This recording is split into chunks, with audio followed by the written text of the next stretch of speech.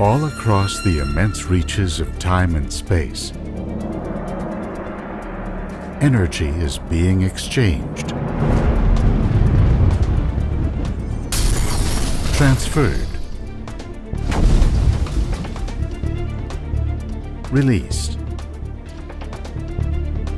In a great cosmic pinball game we call our universe.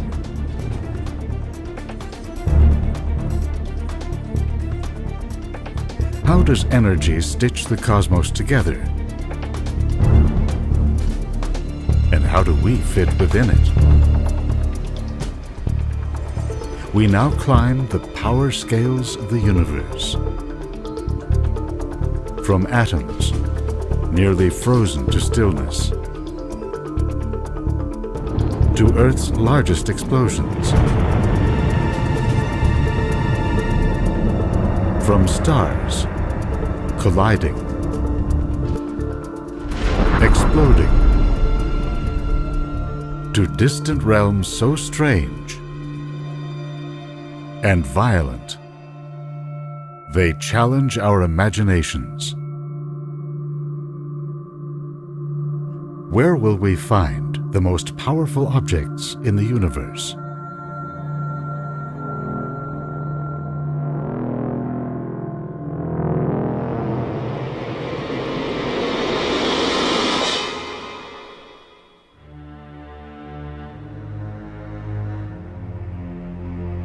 Today, energy is very much on our minds as we search for ways to power our civilization and serve the needs of our citizens.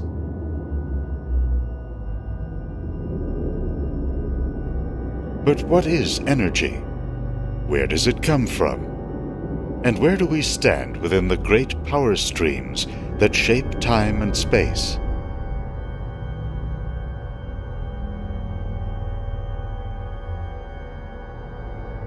Energy comes from a Greek word for activity or working. In physics, it's simply the property or the state of anything in our universe that allows it to do work. Whether it's thermal,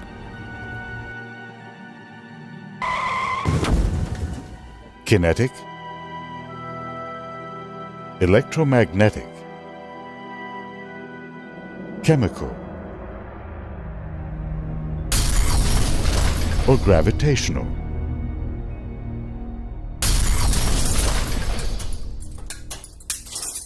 The 19th century German scientist Hermann von Helmholtz found that all forms of energy are equivalent, that one form can be transformed into any other.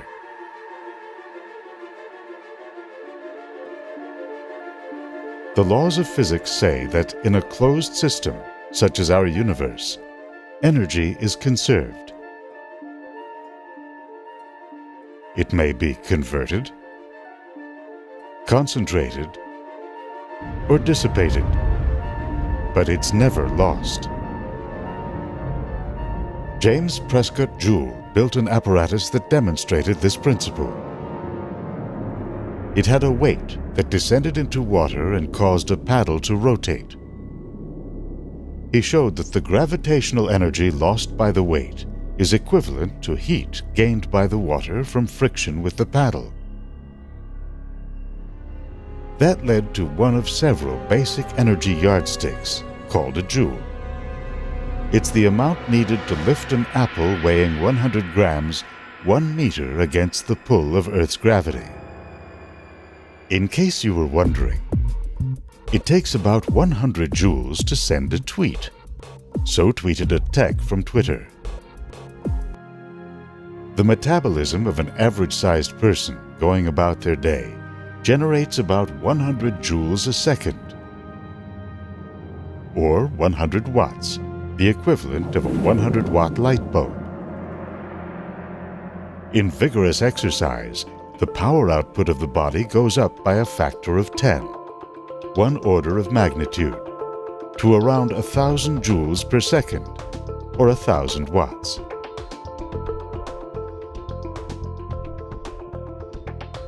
In a series of leaps by additional factors of 10, we can explore the full energy spectrum of the universe. So far, the coldest place observed in nature is the Boomerang Nebula. Here, a dying star ejected its outer layers into space at 600,000 kilometers per hour. As the expanding clouds of gas became more diffuse, they cooled so dramatically that their molecules fell to just 1 degree above absolute zero, the total absence of heat. That's around 1 billion-trillionths of a joule. That makes the signal sent by the Galileo spacecraft as it flew around Jupiter seem positively hot. By the time it reached Earth, its radio signal was down to 10 billion billionths of a watt. Now jump all the way to 150 billionths of a watt. That's the amount of power entering the human eye from a pair of 50-watt car headlamps a kilometer away. Moving up a full 7 powers of 10, moonlight striking a human face adds up to 300 thousandths of a watt. That's roughly equivalent to a cricket's chirp. From there, it's a mere 5 powers of 10 to the low-wattage world of everyday human technologies. Put 10 100-watt bulbs together. At 1,000 joules per second, 1,000 watts, that roughly equals the energy of sunlight striking a square meter of Earth's surface at noon on a clear day. Gather 200 bulbs. 20,000 watts is the energy output of an automobile. A diesel locomotive, 5 million watts. An advanced jet fighter, 75 million watts. An aircraft carrier, almost 200 million watts. The most powerful human technologies today function in the range of 1 billion to 10 billion watts, including large hydroelectric or nuclear power plants.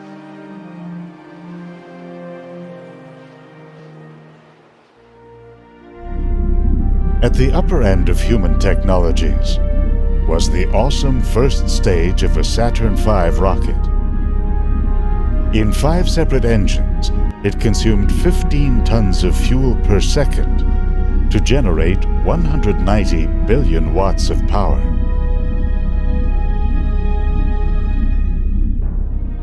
How much power can humanity marshal? And how much do we need?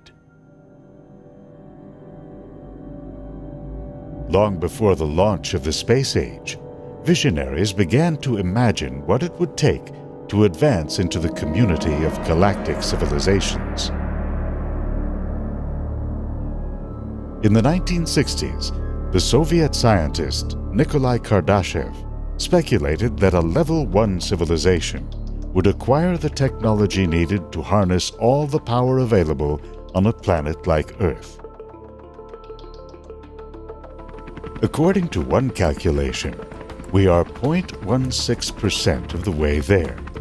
This is based on British Petroleum's estimate of total world oil consumption, some 11 billion tons in 2007.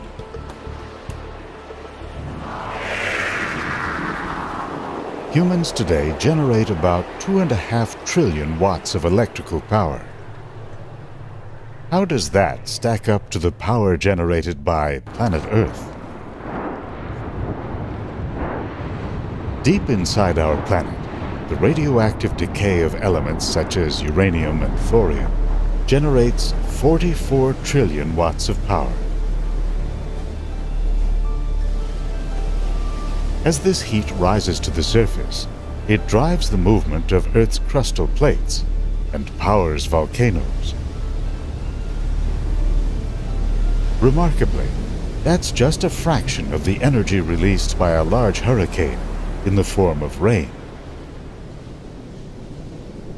At the storm's peak, it can rise to 600 trillion watts. A hurricane draws upon solar heat collected in tropical oceans in the summer. You have to jump another power of 10 to reach the estimated total heat flowing through Earth's atmosphere and oceans from the equator to the poles. And another 2 to get the power received by the Earth from the Sun at 174 quadrillion watts. Believe it or not, there's one human technology that has exceeded this level. The AN-602 hydrogen bomb was detonated by the Soviet Union on October 30th, 1961. It unleashed some 1,400 times the combined power of the Nagasaki and Hiroshima bombs. With a blast yield of up to 57 million tons of TNT, it generated 5.3 trillion watts, if only for a tiny fraction of a second. That's 5.3 yottawatts, a term that will come in handy as we now begin to ascend the power scales of the universe. To Nikolai Kardashev, a level 2 civilization would achieve a constant energy output 80 times higher than the Russian superbomb. That's equivalent to the total luminosity of our Sun, a medium-sized star that emits 375 yottawatts. However, in the grand scheme of things, our Sun is but a cold spark in a hot universe. Look up into southern skies, and you'll see the Large Magellanic Cloud, a satellite galaxy of our Milky Way. Deep within is the brightest star yet discovered. R136A1 is 10 million times brighter than the Sun. Now, if that star happened to go supernova, at its peak, it would blast out photons with a luminosity of around 500 billion yottawatts. To advance to a level 3 civilization, you have to marshal the power of an entire galaxy. The Milky Way, with about 200 billion stars, has an estimated total luminosity of 3 trillion yottawatts. A 3 followed by 36 zeros.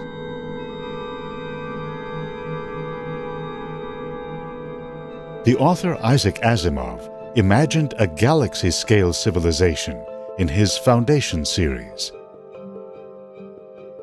Galaxia, he called it, is a superorganism that surpasses time and space to draw upon all the matter and energy in a galaxy. But who's to say that's the upper limit for civilizations?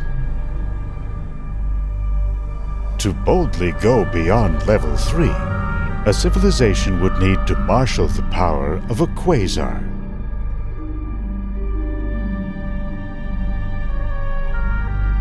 A quasar is about 1,000 times brighter than our galaxy. Here is where cosmic power production enters a whole new realm, based on the physics of extreme gravity. It was Isaac Newton who first defined gravity as the force that pulls the apple down and holds the Earth in orbit around the Sun. Albert Einstein redefined it in his famous general theory of relativity. Gravity isn't simply the attraction of objects like stars and planets, he said, but a distortion of space and time, what he called space-time. If space-time is like a fabric, gravity is the warping of this fabric by a massive object like a star. A planet orbits a star when it's caught in this warped space, like a ball spinning around a roulette wheel. Some scientists began to wonder, if matter became dense enough, could it warp space to such an extreme that nothing could escape its gravity, not even light?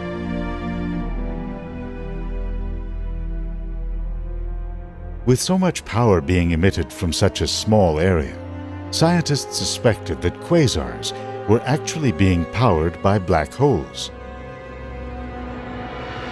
How a totally dark object can do this has been narrowed by decades of observations and theory. If a black hole spins, it can turn into a violent cosmic tornado. Gas and stars begin to flow in along a rapidly rotating disk. The spinning motion of this so-called accretion disk generates magnetic fields that twist up and around.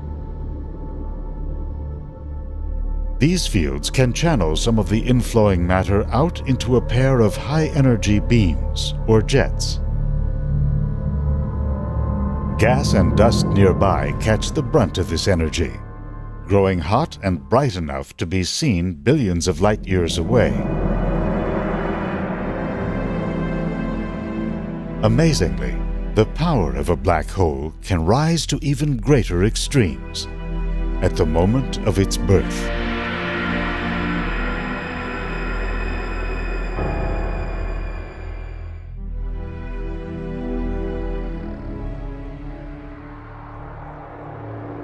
As a giant star ages, heavy elements like iron gradually build up in its core.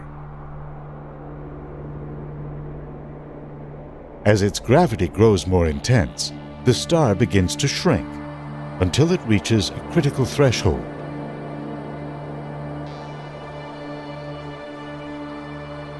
Its core literally collapses in on itself.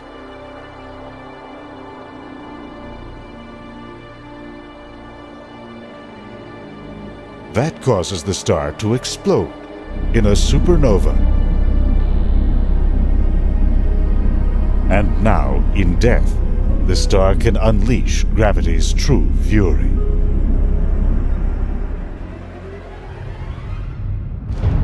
In the violence of the star's death, gravity can cause its massive core to collapse to a point, forming a black hole. In some rare cases, the newborn monster powers a jet that accelerates to within a tiny fraction of the speed of light.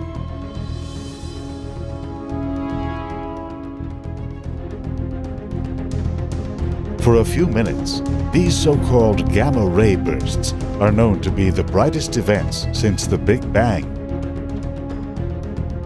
3 orders of magnitude above a quasar, at a billion yottawatts, a 10 with 42 zeros.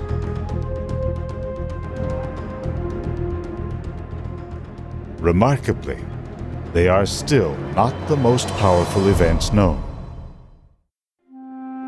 Albert Einstein's equations contained an astonishing prediction: that when massive bodies accelerate or whip around each other, they can stir up the normally smooth fabric of space-time. They produce a series of waves that move outward, like ripples on a pond.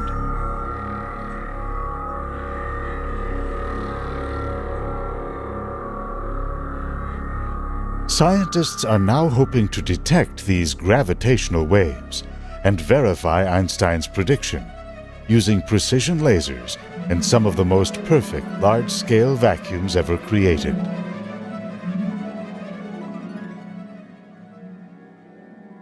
At the Laser Interferometry Gravitational Wave Observatory, known as LIGO, they are hoping to record the collision of ultra-dense remnants of dead stars known as neutron stars and of black holes.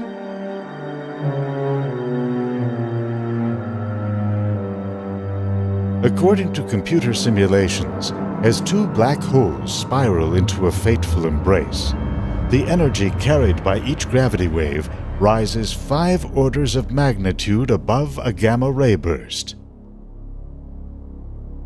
to 100 billion trillion times the power of our Sun.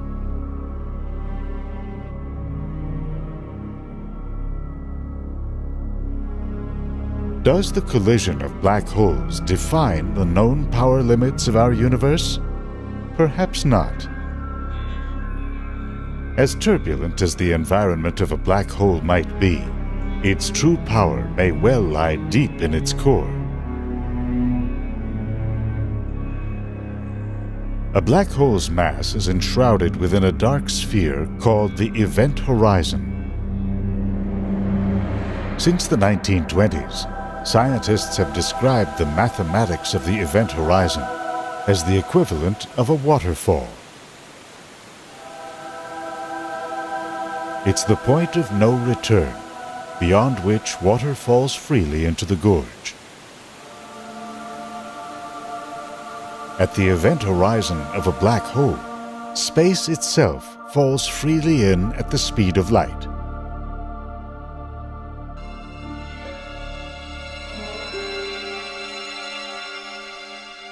If the black hole is spinning, then the flow spirals down and around an inner horizon that envelops the singularity. That's the central region where space-time becomes infinitely warped. Any matter that rides this river of space whips around the inner horizon so fast that centrifugal force tends to fling it back out.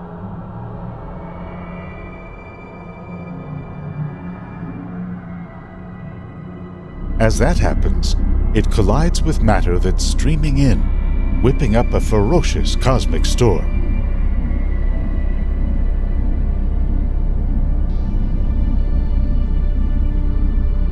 The energy of the colliding stream feeds upon itself, rising to what may well be a limit imposed by nature. It dissipates only as it falls into the singularity and disappears.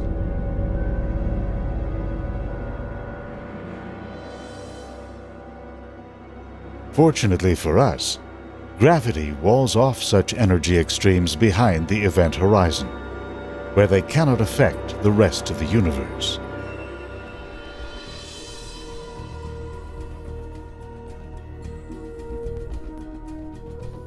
And so here we sit. Our world is nestled within a vast stream of cosmic energy, somewhere between the spin of an electron and the maelstrom of a black hole. There's no telling whether a future Earth civilization will be able to harness enough energy to advance into the cosmos.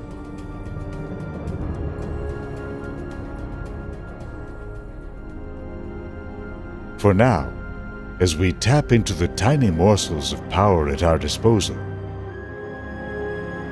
we venture a closer look at a universe blazing with activity.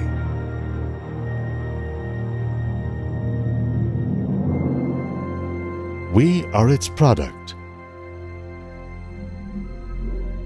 and its starstruck admirer.